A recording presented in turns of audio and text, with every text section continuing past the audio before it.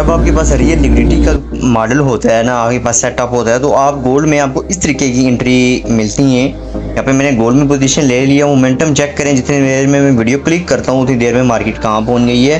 पहला take profit पहला मेरा ये है, ठीक है। और जो दूसरा मेरा टेक प्रॉफिट है वो अप साइड में जो है ना इसके हाइस तक होल्ड रखूँगा।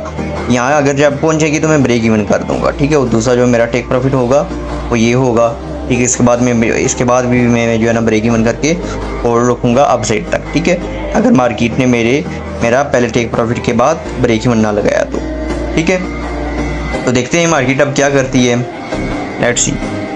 और यहाँ पर जो है ना मेरा टेक प्रॉफिट हिट हो गया है। 1/8 रिस्क रिवार्ड आ चुका है। सिर्फ और सिर्फ 12 पिप्स का स्टॉप लॉस था और अभी तक जो है ना 1/8 रिस्क रिवार्ड आ चुका है। आप खुद बताएं कौन सा मॉडल है जो आपको इस तरह, कल आप देखें, कल की जो मैंने ट्रेड आपको जो है ना शेयर की थी, जिसकी मैंने वीडियो भी शेयर की थी, ठीक है। मैं यहाँ पे दिखाता हूँ, कल न्यूयॉर्क फैशन में, वो मैं जो है ना आपको दिखा देता हूँ। उसने भी 1/25 RR, यहाँ पे पता नहीं चार्ट रिफ्रेश होने में टाइम लगा रहा है, उसने भी 1/25 RR तक मार्केट गई है। 1/25 RR सिर्फ और सिर्फ एक सेशन में। अब देखिए, आप ऐसा कौन सा मॉडल है जो आपको इतना जो है ना रिस्क रिवार्ड दे, ठीक है। इतनी कौन से हर दिन और डे भी हर एक दिन आपको जो है ना इतना रिस्क रिवार्ड दे, ठीक है। वो कौन सा मॉडल है आप मुझे खुद बताएं, ठीक है। वो सिर्फ और सिर्फ एक ही है, वो है इंस्टीट्यूशनल एज मॉडल।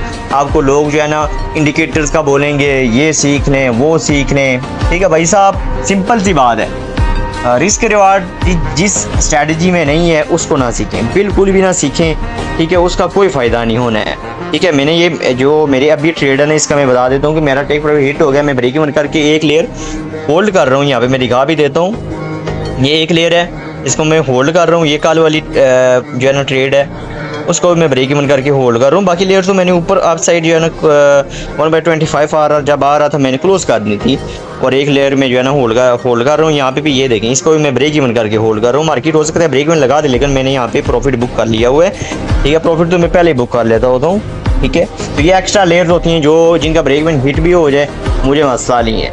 तो ये देखें, कल वाला जो मोमेंटम है ना, आप देखें, चेक करें, मार्केट ने 1/25 RR तकरीबन दिया था, ठीक है। बहुत ज़बरदस्त किस्म का मार्केट ने मूव दिया है, ठीक है। और इसका भी जो है ना अगर मार्केट ने मेरा ब्रेक इवन ना लगाया तो मार्केट यहाँ तक अप साइड इन हाइस तक जा सकती है, ठीक है। तो ये मैं सिर्फ और सिर्फ एक ही बात बता रहा था कि भाई साहब, अगर स्ट्रेटजी, अगर लॉन्ग टर्म में आपने इस फॉरेक्स ट्रेडिंग में आपने कामयाब होना है ना, तो आपके पास एक बेहतरीन रिस्क रिवार्ड वाला मॉडल होना चाहिए। अगर आपके पास आज वो नहीं है, आपकी स्ट्रेटजी